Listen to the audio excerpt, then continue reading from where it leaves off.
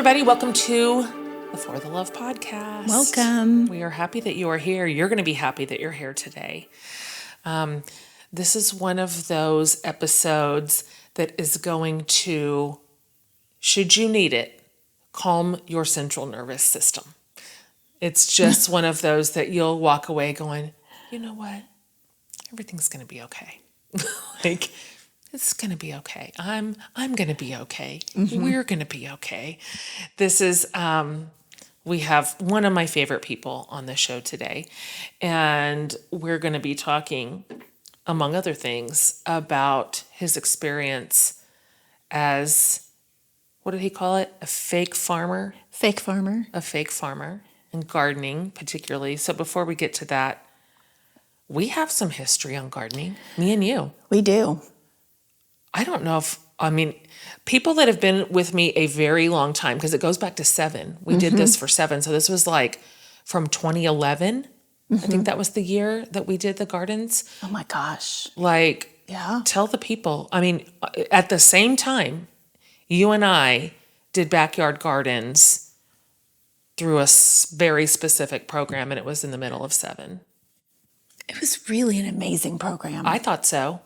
I did. If it would have been efficient and worked in the way that it had hoped, then it would have been even better. But the premise of it, oh my gosh, what was the original Carpareo?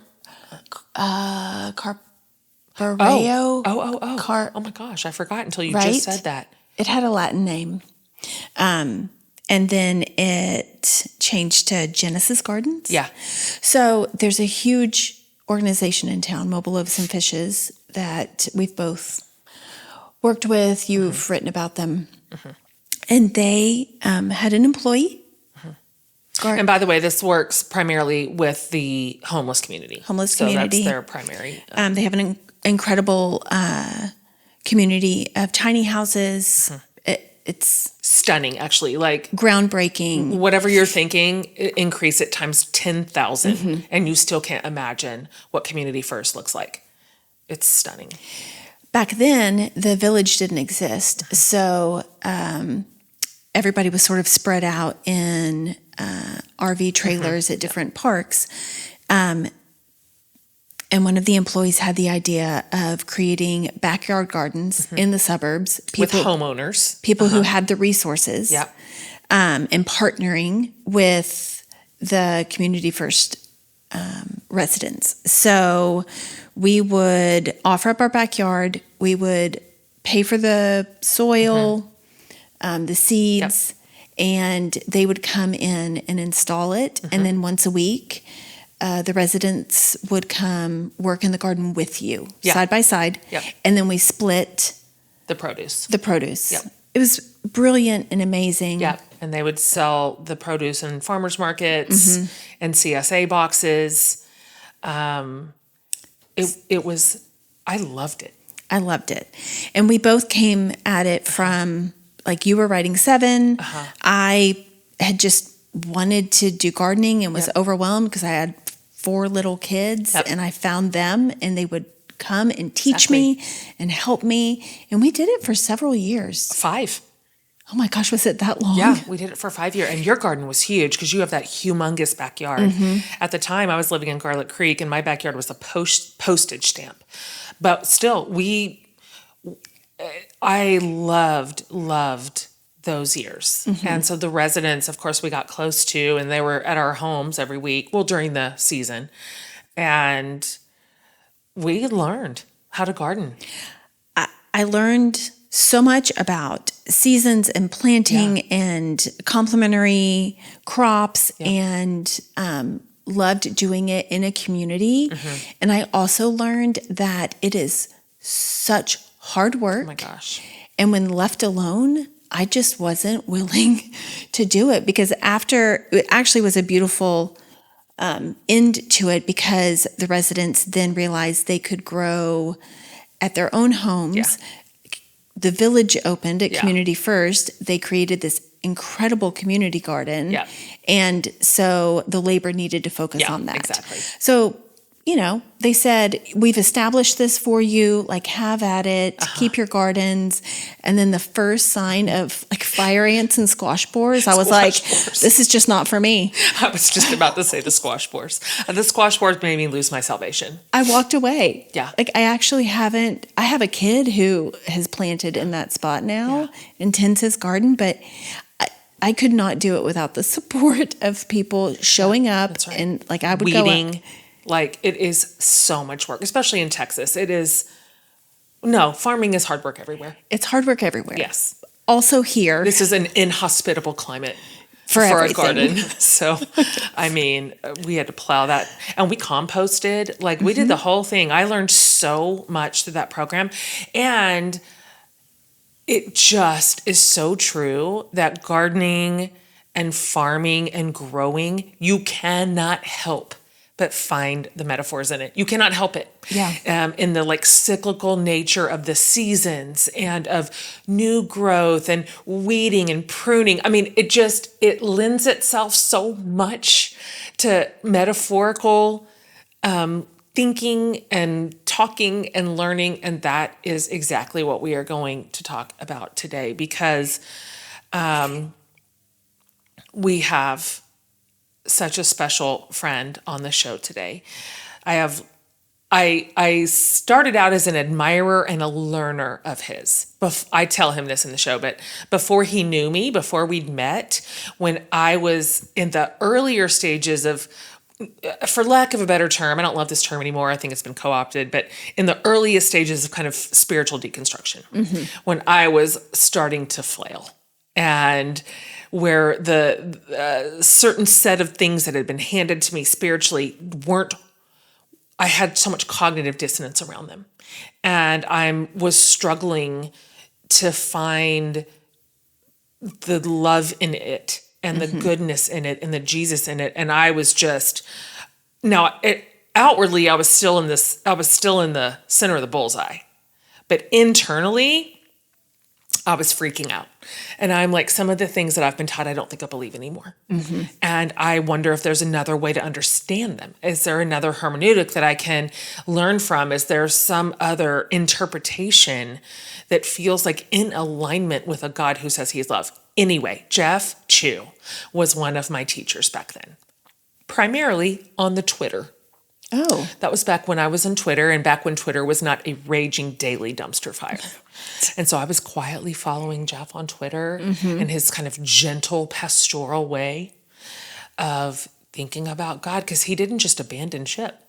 His was just, as you'll see, guys, on this episode today, he takes just stories that we've heard our whole lives, parables, Bible, passages of the Bible, and he just does a really lovely turn toward grace on them. Every time, where we learn them as a threat.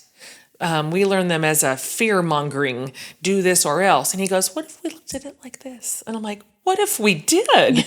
So let me tell you about Jeff, because he is now a very dear friend all these years later. He's had a pretty incredible career by any standard. First of all, he's an award-winning journalist. He has written for, you name it, New York Times, the Wall Street Journal, Washington Post, Time Magazine. I mean, he is a journalist of the highest order. He's an author. He's a seminary graduate. He is a teacher. And he somehow found himself farming in seminary, which is kind of the center story of his latest book, which is called Good Soil: The Education of an Accidental Farmhand. And this is Jeff's memoir, also, of course, told over the scope of his life, but centered around his experience at seminary in what was called the Farminary, and what he learned by working the soil as he was getting his seminary degree. And so he kind of takes us through this whole beautiful journey through faith, doubt, identity, family, and just, I know it's hard to believe, but also farming. as kind of the through line metaphor, and it's so beautiful. It's just such a beautiful book. I tell him right out of the gate, you're a writer's writer, and reading your work is just a joy and a delight. And I feel my anxiety just lower. I feel this expansive sense of God, the one that I've always craved. Back when God was presented to me as narrow and scary and really small.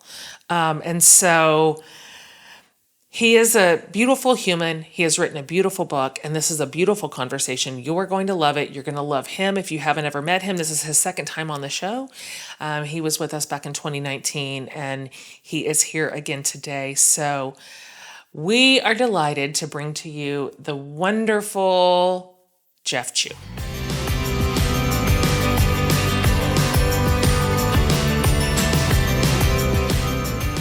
All right. Hello. Good morning. Hi. I'm so happy to see you. Welcome. Welcome to this little Always show. happy to see you. I know. I texted you last night, and I was just like, I needed to send you a message to just tell you, you are such a good writer. Like, it's the highest rung on your ladder. I mean, you are a writer's writer. And every time I'm reading your work, I'm just like, I'm on the ebb and flow of it. It's so beautiful. It's so evocative. You're so good at what you do. So bravo for this really masterpiece. I mean that. Chinese kids are not good at taking compliments. I know that. So I will do noted. my best. I noted on your like blank 5-second delay. Like, I don't know how to. Is it just hubris to say thank you? Is it arrogance? I love this about you. So you were on the show last in 2019. So we've lived some life since then.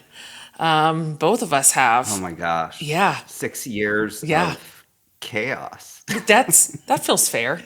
That's fair. I would say that is absolutely fair. We're still here, Jen. We're still here. You've got a new haircut. You're looking very fresh. Like, we've made it. You've written a whole nother book that you didn't even have back then. So onward we go, right? So just for my like listening community who they're trying to remember, your story is just, it is not linear. It is sort of like whoopsie whoopie, woundy woundy, spiral up and over. And so a journalist, and you are an author, and you are a farmer, and you are a pastor, and you've kind of got a lot going on. So I would love to hear you answer this question, because I am so weird when somebody asks me this question. My friends notoriously are like, oh, what weird thing's she going to say this time? What do you say when somebody goes, well, what do you do? What do you do? Because you got a lot of slivers to the pie chart. First of all, Yes. I want to give due credit to real farmers. I'm not a real farmer. Well, I'm a fake farmer Okay. who does a little bit of gardening. Great. And I grow blueberries for the neighborhood birds. I love it. So nobody depends on what I grow That's for right. survival. That's And that's right. important to name. That's great. You're not 'Cause real feeding a farmers region. are the heroes who keep us from dying. You're right about that. Okay, noted. What do you do? That question. It brings out the most awkward side of me, and I'm already super awkward Yep. because my life doesn't make sense. That's right. So, isn't it more interesting to talk about who we are Yeah. rather than to say, what do I do? It is. For my people, who I am is all about who I'm in relationship with. So, I am the husband of Tristan and the son of Grace and Tim, and the grandson of Wing Hong and Mo Lan Chu and Chan Siu Hoi and Mabel Choi And I'm the brother of Jessica and the uncle to Ryan and Caleb and Alex and Mia. Yes. And I try to be a good friend who cooks things sometimes. Yes, And I you try do. to be a good neighbor. And sometimes I fail, but I try. And that's who I am. That is who you are. I can attest to the character sketch. Also, let it be known. I mean, if we want to single out one of those roles, you're a really good uncle. Like, you slay at unclehood. Like, what was the last big fun uncle thing you did? We went to the Olympics. Yeah. I took my nephews to Paris for Exactly. the Olympics. This is what I'm trying to say. Like, I was expecting No. like Six Flags. yeah. They went to Paris to the Olympics. So, yeah. I don't do roller coasters. No. That is one thing I do not do. Okay. Yes. That is who you are. And that is why you are just absolutely beloved. You just are. And you're going to just take that compliment just right on the nose. You are really good at being a friend. You are really good at being a husband. You are really good at being a writer and a pastor. You're just, you have one of the more pastoral spirits of anybody that I know. And I know a lot of people. So I've always been drawn to you. And I was like peeking in the window of Jeff Chu, like before I knew you, listening to you and following along in your little things that you were writing on the little internet, and listening to you and learning from you without knowing you yet. And so you really were a mentor to me before you'd ever even heard of me.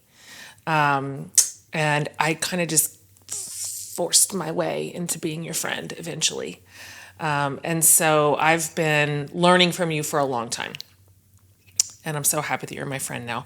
Because also, to your earlier point, you do invite your friends over and you do cook. And sometimes you even come to their home and you make 9 separate Chinese dishes for that friend and her mother and her brood of children. So you're the best. I feel like, let me pause for Yeah, a second yeah. and just say we should just end this podcast here because it's like my wake. Yeah. You're talking about me like That's right. I've done these things and I should just It's like your fade away. eulogy. That's right. 'Cause You've peaked. And so let's just let it be over. Kick your feet up. Be This was done with it. bye. But no, Sorry, Amy, go ahead. please. we're going to make you talk about Yes, the book. we are. Good Soil. And the subtitle, The Education of an Accidental Farmhand. It's good. I famously hate subtitles because they're always just jargon. They're adjective jargon. You know, like there's usually just a subtitle and all that people do is swap out the adjectives and it's just a formula, and I hate them all. And I'm obsessed with yours. You came up with it yourself, didn't you? I didn't want a subtitle. Oh. And my agent, Yeah. lovely Albert, said, Jeff, I'm so sorry. Yeah. You're not famous enough not to have a subtitle. Albert, that's so rude, but also fine. But it is a good subtitle. It is a good subtitle. And I do like the word farmhand Same. to distinguish from farmers, as you said I earlier. see. Nice, Yeah. nice wording. So in this book and your other work, you talk about faith and identity and belonging with so much honesty. Yes, you do. Have there been any pivotal moments in your life where your faith shifted in a big way? It's a little funny to me when people say, "Oh, you're so honest." And honestly, I'm just tired. I'm really tired, and it's exhausting to keep secrets Yeah. or to pretend or to try to spin a story that's not true, and I just don't have the energy anymore. That's good. Yeah. That's So true. I don't deserve much credit for that. I wish too that I could say I've had these big dramatic moments, right? Like maybe the day where I was overcome by this great light on the road to Grand Rapids where I live now. But really, life has been more slow evolution, slow learning, slow struggle. Maybe I'm a slow learner. I think many of us grow up in a particular culture, and by culture, I don't mean just like ethnicity and heritage, but also faith. And then we have to figure out at some point, what does it mean for me? We have to own where we came from, even if it's painful, and how we ended up where we are. So, one of the big awakenings, beginning when I was a boy and then continuing on excruciatingly through adolescence and into my 20s, was acknowledging my sexuality Right. and dealing with all the ways that came into real conflict with the conservative world of my upbringing, both the Chinese part and the Christian Yeah. part. For a long time, I just did not believe it was possible to be both gay and loved by God. Sure. I was told you have to choose. It's one or the other. And that is a terrible choice for Yes. a kid to have to make. Yes, Yeah. it is. It wasn't until my early 30s, right? My early 30s, that I first heard a pastor preach about God's love in a way that I could just begin to believe that love might be available to me. That I didn't have to earn it, but that just as a human, as I am, as just as I am, as the old hymn goes, right? I might actually be worthy of God's love. That was probably the key evolution. And it unfolded over a period of like over 20 years. Yeah, that took a long time Yeah. to get to that message. That time frame represents a lot of pain. I can only imagine. Can you talk a little bit about Tristan and your marriage to him and that the place of that like precious relationship in your story, in your life, in your heart, in your understanding of God, all of it. So I grew up in a super Baptist family, right? And one of the, I would say, not great things about that culture was we didn't think Catholics were Christians. Right. You know, I grew up Baptist too. Catholics were like, So oh, well, good luck with it. I I mean, they know. like pray to Mary. Jeez. I mean, what in the world? And here comes this Catholic boy from Texas. Sure. Who I met on Match.com in the year of our Lord 2005. The best. Which honestly feels like the online dating dark ages. Genuinely, that was like the front edge of the race. There was no swiping left or right. There was no swiping. I had a mouse attached by wire to Not my the mouse. computer, and I had to click on Tristan. Not the mouse. Yeah. Okay. Yeah. Match.com. And that was also back when And we were like, Tristan was the online one. dating. Yeah. Yeah. It wasn't a thing, except it was for us. Yeah. And I almost feel like it was a miracle that I met this boy, this lovely boy, Yeah. who became the hero of my story because in his own way, he would never use this language, Sure. but he preached God's love to me. Yeah. Yeah. He is so steady and he is so faithful and he is so compassionate. He is someone who I have seen get up from the dinner table because folks are gossiping, and he goes to the bedroom for like 10 or 15 minutes. And I'll ask him after our guests leave what happened. And he said, I just didn't want to think less of the people they were talking to. He's so dear. Who does that? I don't know, Jeff. Tristan. So I ended up being the pastor, but in some ways, he's a pastor in the way that humans get to just walk alongside one another and point each other to more compassion. So that's my husband. Yeah. And we get to have our nice little boring life. And it's wonderful. It's beautiful. And so is he. He is just a gem. And the two of you are so compatible. It's like Match.com was just clairvoyant, and they just knew, let's give these two a match here. This feels like it's got longevity. This one's got legs. How long have you been married? So we started dating in 2005. Yeah. We got married in 2012. Yeah. Yeah. We're slow. Yeah. Listen, it's a big deal, the marriage. So no need to rush into it. In addition to Tristan being the great love of your life, we hear you also really love chickens. Correct. Can you? I do. Fried chicken, roast chicken, Yeah. Yeah. soy sauce chicken. Yeah. Same. Do you raise your own chickens, both for eggs and for meat? And do you name them? So right now, I have not been able to convince my patient, loving husband Yeah. that chickens would be a good thing for us to have in our yard. But when I worked as a farmhand, the stories in Good Soil include some stories about chickens. Yeah. And I feel like, Amy, this is a leading question when you asked about naming.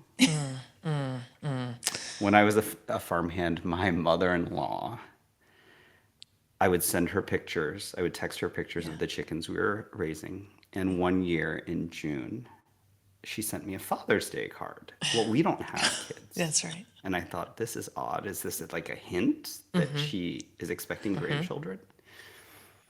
And I asked Tristan, what is this for? And he did not skip a beat. He said, oh, it's the chickens, Jeez. which is absolutely ridiculous. Yeah. She loved fried chicken. Okay. She didn't want me to kill those chickens. I see. Oh, I see. Yes. So she's like injecting parental feelings We toward have to be you. comfortable. Yeah. Yeah. Yeah. yeah. She was those chickens' Houston grandma, and she was laying claim to their lives. Come on. Your A stories few and weeks later, we slaughtered those chickens. yeah. Jeff.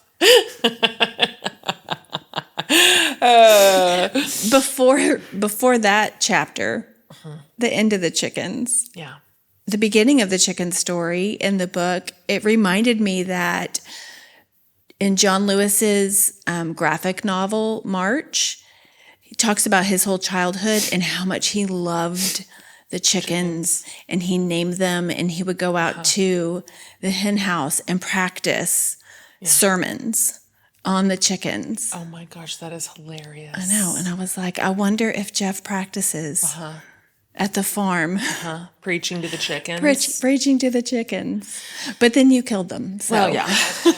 Honestly, R.I.P. I think the chickens preached more to me than I preached to them. Because animals, they have this amazing way of just being true to who they are. They don't get distracted the way humans do. It's true. And I think there's a lesson in that. Yeah. That they are so consistent in just being themselves. Yeah. That's a great Anyone point. who's had a cat or a dog knows they don't mess around with trying on different personalities. They just are. And what if we were more like them? Right. It's like you kept saying in the book, even just about the farm, that the lesson that you were learning from Nate. Like, what if you just let it be what it is instead of what it can do for you? And that just rattled around in my brain. Like, we're just consumers and producers, so everything is fodder for production. And I just thought that was such a lovely, gentle thought. Like, what if you just enjoyed the land for exactly what it is? And let's get into this because can you just kind of start up high? Let's talk about Good Soil just from like the 20,000 foot view. Like, this is sort of the arc of what you've written, and then we'll drill down into it a little bit. So the title comes from the parable of the sower, right? Good soil. That was the parable that a lot of kids who grew up in church knew. When I was growing up, the parable of the sower was a threat. Yes, And I same. think a lot of folks know the story. There's a farmer who goes out and sows seeds, and some of it falls on a hard path, and the birds eat those seeds. And some of it falls on rocky ground and it sprouts, but it doesn't flourish. And some of it falls on thorny soil and that doesn't survive. But what's on the good soil, right? That grows and grows and grows. And the takeaway as a Baptist kid was drilled into me. You had better be the good soil That's or right. else. That's right. And that or else was not great. That's right. But here's the thing I learned at the farm. And this is the picture. Oh, for anyone listening to this, anyone who reads this book, good soil doesn't just happen, right? Good soil doesn't just automatically stay good soil forever either. It's not a permanent state. I didn't know that before. So the two totally liberating things I learned as a farmhand. First, the parable of the sower, it's the picture of an ecosystem and of our life of faith. The environment is constantly changing. Bad things will happen. We're changing too. And so I like to think of this parable now as Jesus's way of naming and recognizing that over the course of our lives, maybe even over the course of a month or a day, Yeah. we are going to be the hard path and the rocky ground and the thorny soil, and maybe just for one beautiful moment, the good soil. This is just the reality of being human. There are hard times and medium hard times and some good times. Then second, who is this wild and ridiculous farmer who is just so wasteful that he's throwing seeds all over the place? What if God's love is more lavish than we realized? If there is anything I want folks to know, it is that God's love is that lavish there for you. And it doesn't come with the conditions that you might have. It doesn't require you to do anything more than you've already done. It just requires you to be. God's love is big enough to hold that, and your mess and your beauty and your frailty and anything else you might bring to God. You talk about in the book how so many of these parables were spoken to people who understood farming. It was an agrarian culture. And that reading it from a modern perspective, a lot of times we miss the point. What are some other parables besides the one of the good soil that you think we can apply this agrarian mindset to?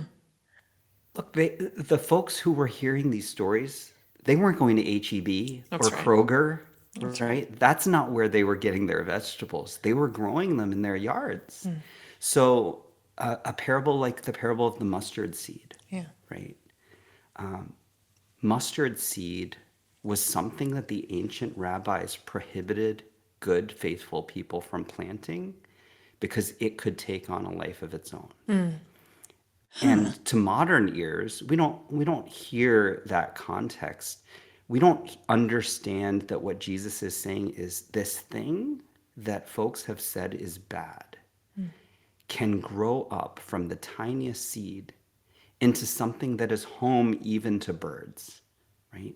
Something that provides shelter, something that provides goodness, something that provides care. We have to do a little more work to get from the aisles of the supermarket to the hearts of these stories. And I think that's, I would love for folks to reconnect with the soil in their backyards, even plant a seed in a little pot on the windowsill, just so you can feel again some of what those original hearers of the parables might have been hearing. I was struck while I was reading because I've known you for all these years. So I know a lot of your story already. And I was proud of you and absolutely recognized that writing with your fingers on a laptop, a lot of the pieces of your story was a pretty vulnerable move. And because you're kind of private and you're sort of shy. and you keep a lot of your story sometimes behind the firewall, and you put a lot of it forward here in a very gentle way, in a what I found to be a tender and authentic and very truthful telling. But I mean, everything between how you wrestled with your seminary experience, talked about your parents, you talked about your wedding, you talked about wrestling around with faith in a really transparent way. And so I'm curious if if a part or a handful of parts of Good Soil were harder to write than others. All of it. I don't like writing about myself. Yeah. I was brought up as a journalist Yeah, professionally. that's true. And for a kid who is so uncertain about his own story, the gift of being a journalist is you get to tell other people's stories. Yeah.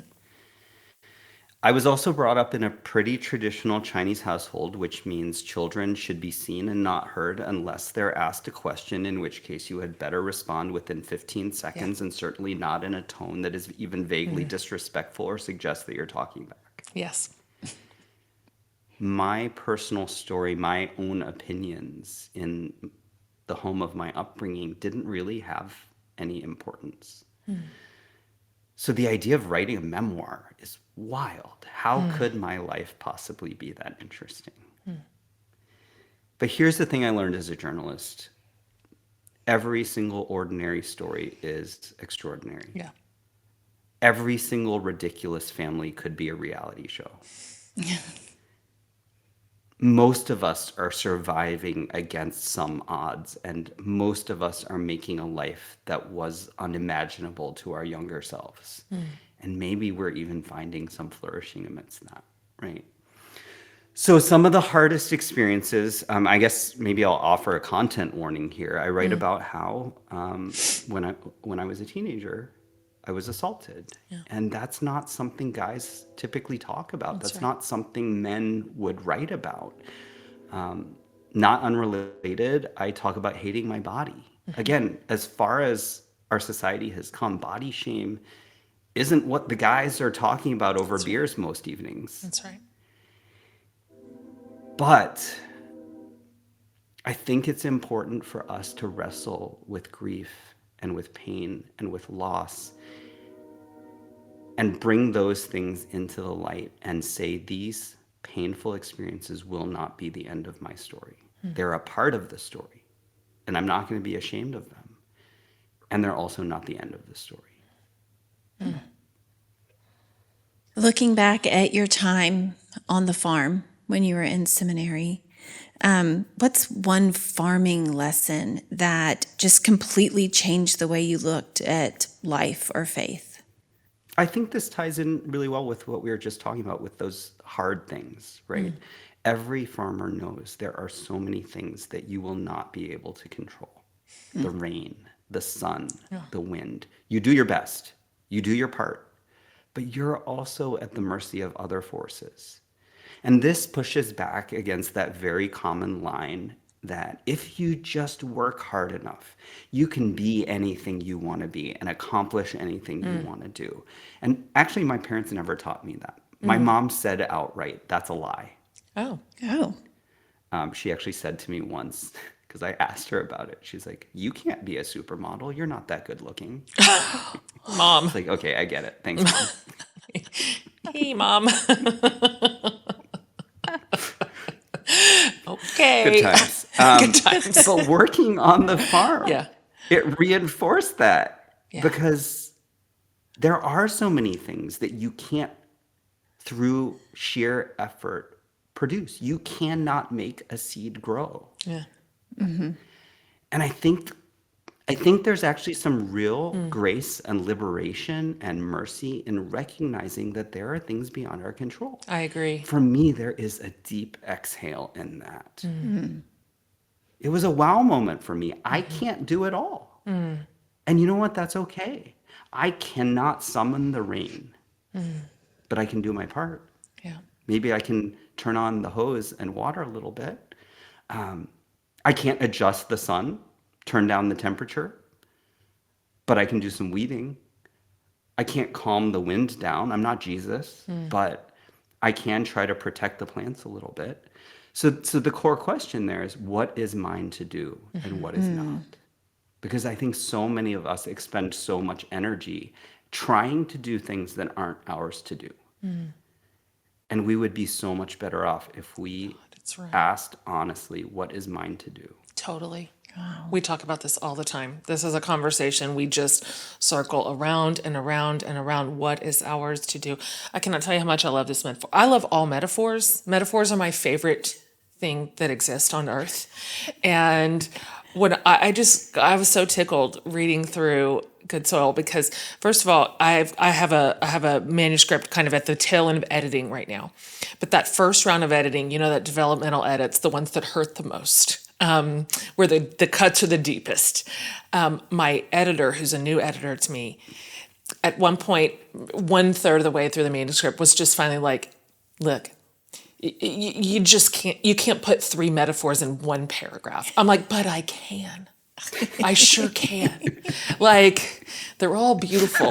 So I got so tickled every time you were like, I couldn't let that just be a seed on the ground. I had to assign meaning, spiritual significance. And I'm like, same. I'm like reading every paragraph going, but about our souls. Like, it's there's a reason that Can a flower just be a flower? it Apparently cannot. not. It cannot. Not for me. And apparently not for you. So I'm so delighted to encounter a book that's just one long metaphor. I'm like, this is my dream book. This is just my absolute dream book. It's so beautiful. You've been in so many faith spaces. Yeah. Conservative churches, progressive churches, seminary, the evolving faith community. With all of that experience and that sort of wide lens, what gives you hope for the future of faith right now? Yeah, it's hard, right? Yeah. Especially for those of us who have been hurt Yeah. in faith spaces. But the fact that we're having this conversation, the fact that so many people in ways big and small, in really chaotic times, are trying to make a better world, trying to be better neighbors, trying to love just a little bit more every single day. Even when we're flailing, I see folks trying to figure out how to create belonging, not just for themselves, but also for others, and being willing to ask those tough questions out loud and being brave enough to say, I don't know, but I wonder. Being bold enough to point out not just the ugly things, because there are so many ugly things to be angry about, but also to name the beautiful and hopeful things. Those are all things that give me hope. Yeah, we see that too. What would you say, like, I'm thinking about the person listening who is in what probably to them feels like a super disruptive season of spiritual disorientation. These have been such bizarre years to be an American Christian, whatever either of those words mean, and how complicated it is to sort out faith. So I know I've got a lot of people in this community who are going, they are in that discombobulated space going, is there anything here worth holding on to? Is it ruined beyond repair? Do we throw out the baby and the bathwater? I'm curious what you would say, because you are literally a pastor. How do you shore up and encourage people in that space? Because that space is sad and it is lonely for a lot of people, and it's a little scary. So 2 things. 1, we grieve for things that we loved. And so I want folks to feel permission to recognize that they had something before that was meaningful, whether that was community or belonging or certainty. Yeah. And even though those things have passed away, the love was real. And the love could be nourishing even though ultimately there was pain, right? So I don't want folks to feel any shame looking back, because that shame isn't going to do you any good, It's good. right? The other thing, there is grief in the loss, right? And I think, to lean on a metaphor that Jesus gave us, I think it's a bit like living in a house with which you were really familiar. You knew every single one of its rooms, and there was such certainty about everything having its place. And then one day you realize the whole thing was built on a foundation of sand. And there will absolutely be sorrow when that house comes tumbling down, right? Because it wasn't built to last. But you know what? Suddenly, the roof is gone, the walls are caving in, but now you can see the huge expanse of the sky. And maybe over there, now that the walls aren't blocking, you can hear the gentle whoosh of the ocean. And sure, that means you're exposed to these elements, and there might be a thunderstorm or two. But you can also look around and see so much beauty and so much possibility. And it feels discombobulating because it is strange and it's alien, because we've never had the chance to explore in this way before. But if you keep looking around, you will see other life springing up, other people, the birds that preach, the flowers that are Jen Hatmaker's metaphor, just waiting to be picked. That's right. It's around you, and that's my encouragement. Look up and look around. That's nice. Several times just in this interview, you've taken scripture, stories that have been used as a threat, and have just turned them upside down, so that we can see the freedom in them. And in that vein, what is one thing you wish churches understood about the LGBTQ plus community and their faith journeys? So even some of the most progressive churches I've visited seem so often to treat queer folks almost as objects. Like, we're going to love you whether you want it or not. Sure. Right? And especially during Pride Month, come on up. Come on up. Let us love that. Yeah. And give me my gold star for being so loving. Yeah, that's right. What if full inclusion doesn't mean loving them, but being willing to learn from us and amplify our voices and lend us the pulpit? What if we also get to be the people who teach, right? Rather than saying, oh, there's room at the table for you, pull up a chair. What if rather than saying that, you say, what are you bringing to the feast? What do you add to the potluck? You get to feed us too. What if queer folks have something really important to offer in terms of, say, lessons in resilience and empathy? Yeah. Because I think we've been around, we've been through some stuff. And for folks who aren't used to being uncomfortable, maybe queer folks have something important to say about how we navigate discomfort and even come out the other side in flourishing. I love that. Can you explain your current spiritual space and role?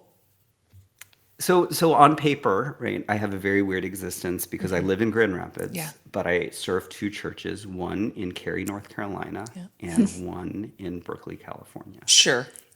No, it doesn't make any sense. No, I know. Don't ask me to make sense of it. Yeah. But a lot of what I do is in writing. Yeah. That is my main ministry.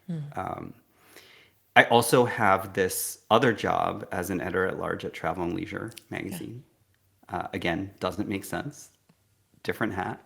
And I think the common thread, the thing that I hope that I'm writing about, whether it is my newsletter or a sermon or an article about New Zealand, which is the story that my editor is waiting for. Sorry, Jess.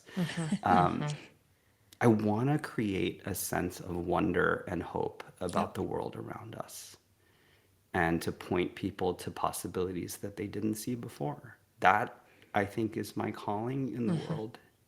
And some days I do it well, and some days I don't, because some days I'm cranky and some days I'm not. Yeah. Same. Well, yeah, 100% same. You absolutely do that. I will tell you that right this very second. Just he low key drops. I'm just the editor of Travel and Leisure. Right. What is Not the an editor, Anne? Listen, not a I power will grab. I will inflate your role there if I want to.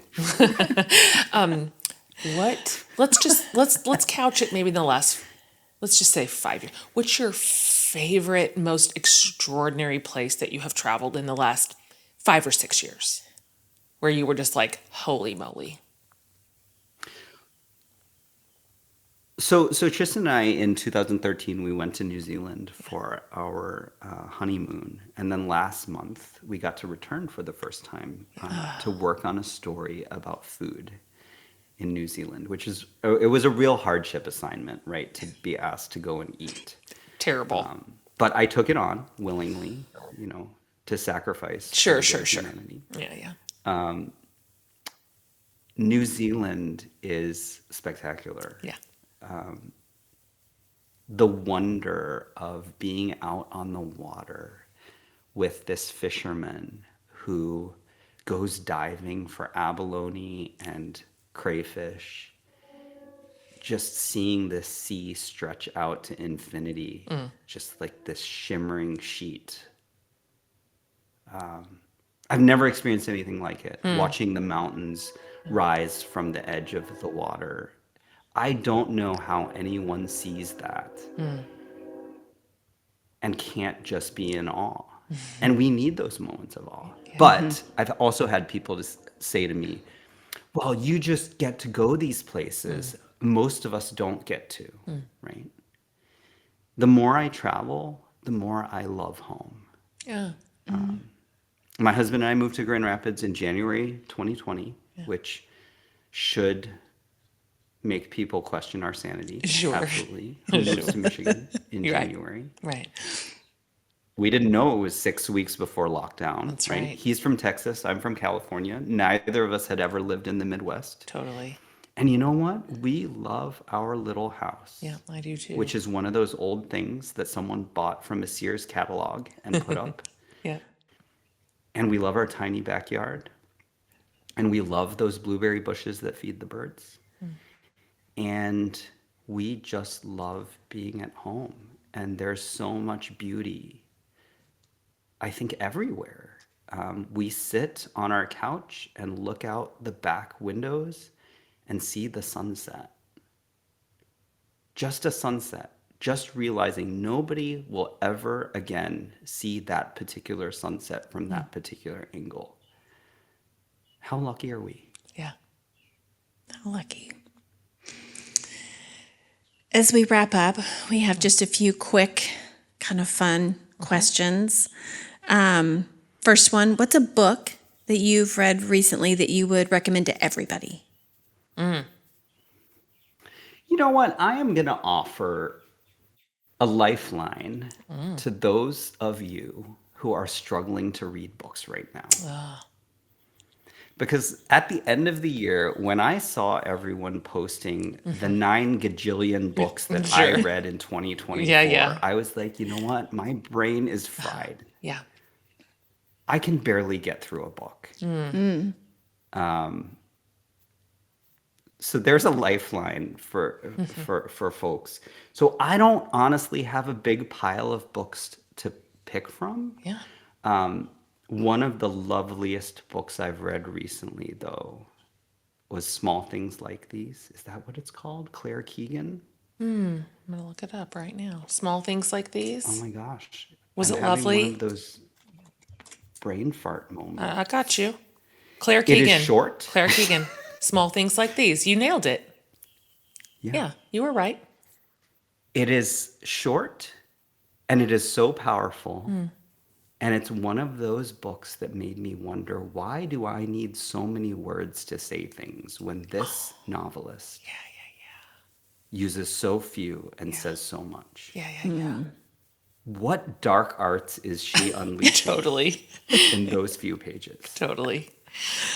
So that is a gift for folks who don't have a lot of time or brainwaves, Yeah. but want to read a really beautiful piece of fiction that will break your heart. Oh, good choice. Anytime I read an author, be it a novelist or memoirist, whatever it is, who have mastered the art of spare language, I'm shook. Like, I'm just shook. Which obviously you and I haven't. I can't even get near that zip code. I have to cut it down from 3 adjectives all in a row. I'm like, you know what? One will suffice, or maybe none. But will it? Not for me. I am in awe of the spare writers who have an economy of language. I'm like, well, good on you. You said something also good soil. I have had this long, known quest to do better and get better at poetry. It has always befuddled me. Historically, I've struggled to understand it. I've struggled to make sense of the dense language and the word placement and just all of it. And I'm always searching, what is it supposed to mean again? What am I missing? And you did say something in here about it's not even the main point of the paragraph, but you were like, poetry's not a puzzle to be solved. It gets to be whatever it is to you. And I went, oh my God, it isn't a puzzle to be solved. Anyway, I just want to tell you that little throwaway line that you wrote in there, landed for somebody like me who constantly feels like I'm trying to solve the poetry puzzle. That I just get to enjoy it for whatever it means to me that day. Thank you for that. I learned that from Padraig O'Toole. Oh, he's so who good. Put out a book of poetry in January called Kitchen Hymns, which I highly recommend. Yeah. And Padraig is so hospitable and so Yes. generous. And he's the one who was like, it doesn't have to be something. Yeah. It can just be whatever you feel reading it. If you hate it, you hate it. If you love it, you love it. If it doesn't make sense, let it not make sense. Yeah. Oh, So, he's so Padraig's lovely. poetry is great. Maggie Smith also. Same. I downloaded his audio book of In the Shelter. And I honestly just listened to his voice. Him. Yes. Not even trying Yeah. to understand Oh, the the Irish words all the accent? time. Sure. Yeah. It's just melodic.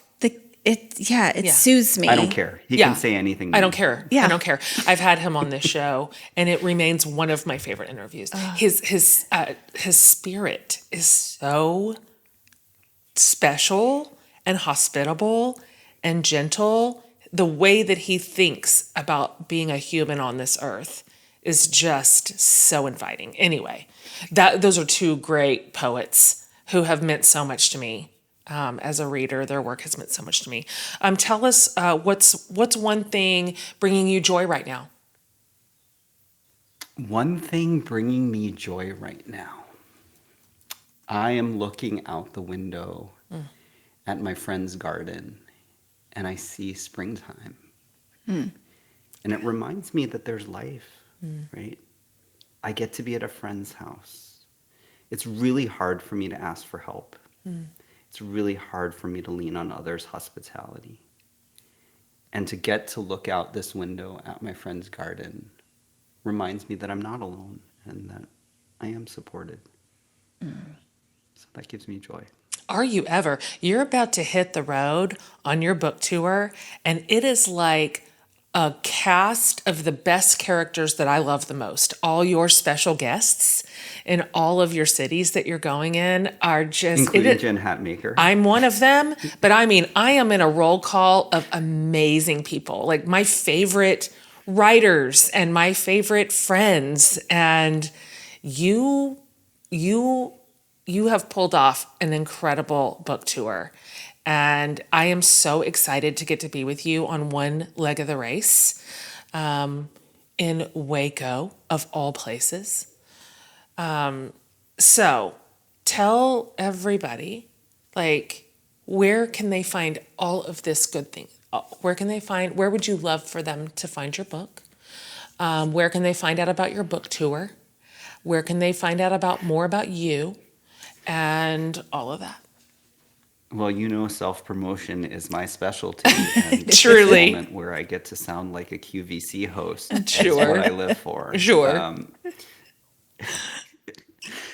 Good Soil, The Education of an Accidental Farmhand is Yeah. available anywhere you like to buy books. Yeah. And you can also find me on Instagram, which is the only social media platform that I don't loathe. My Instagram handle is by Jeff Chu. And I also have a little Substack newsletter that you can Google called Notes of a Make-Believe Farmer. And where do they find out about the tour? Because you have a lot of stops, just in case you're going to be in somebody's town. The tour.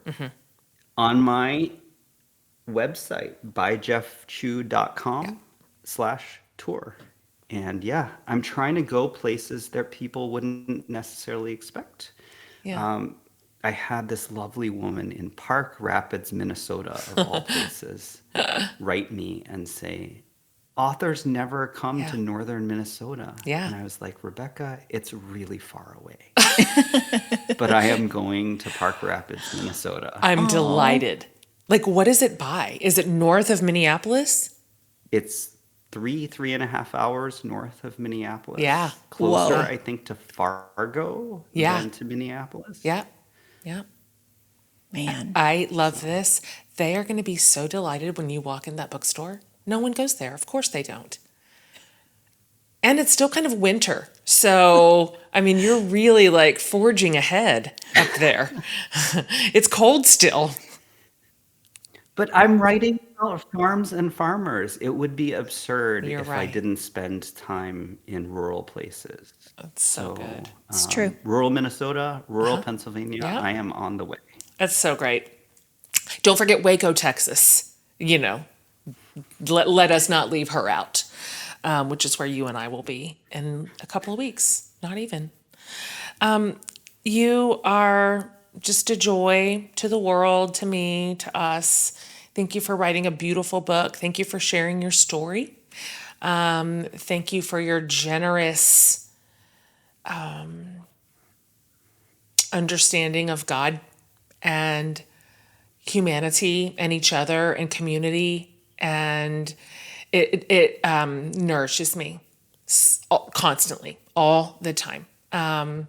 Where I get so fixated on productivity and outcomes, and it's such a welcome mentorship to me to just take a deep breath, do what's yours. Do what's yours. Can't make a seed grow. Can't make the sun shine. So I'm delighted to see you in a few days. And thanks for being on our little show. Thank you. Again. We only are who we are because others come alongside us and help us walk. So thank you for being my friend. 100%. Lovely to spend time with you too, Amy. Okay. So Big nice hugs. to talk to you. Okay. Our love to Tristan.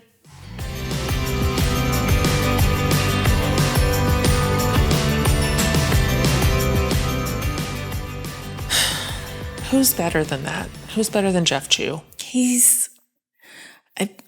I was careful not to gush about what a beautiful human he was, because then we couldn't get to our questions. I know. But- he inspires over emoting. Yeah. Yeah, he does. I loved this book so much. It made me think so differently about so many things. And I already love nature. Yep, that's so true. Like, I've attempted gardening. Yep. But he just comes at everything with humility and grace, Yeah. and like is able to then take those lessons and teach from a completely different space. It's He's so so true. gifted. He is so gifted. I know. And he's so humble and he hates hearing that kind of stuff, but he is so gifted. I mean, let me tell you, I was texting him last night, and I just said,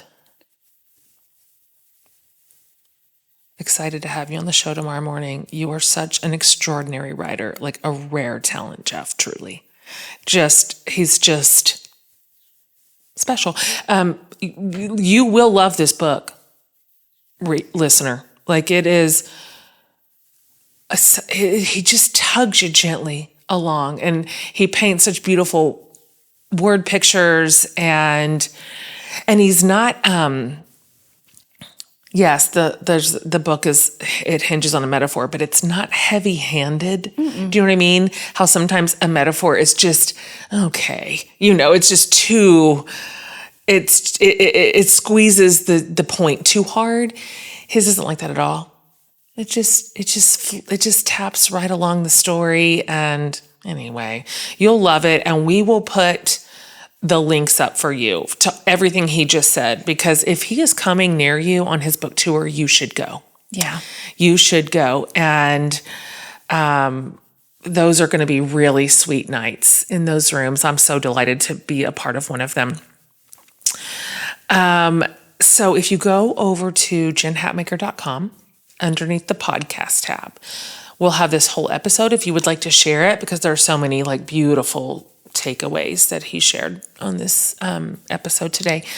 But I'll also have everything. I'll have his website, his socials, links to Good Soil, links to the tour schedule, and you can find it all in one space. That's also where you can leave a voice message for Amy and I about anything you heard, something that she and I have talked about, something that we talked to Jeff about. You'll see a button that says send voicemail, and it really is that simple. Boop, hit it. Leave us a message for a minute or two. And we listen, of course, to all of those, and some of them are going to make it on the show. So we would love to hear your thoughts about whatever you want to tell us. You guys, thank you for joining us today. Thank you for loving the delightful Jeff Chu as much as we do. And thanks for listening to the show. We'll see you next week.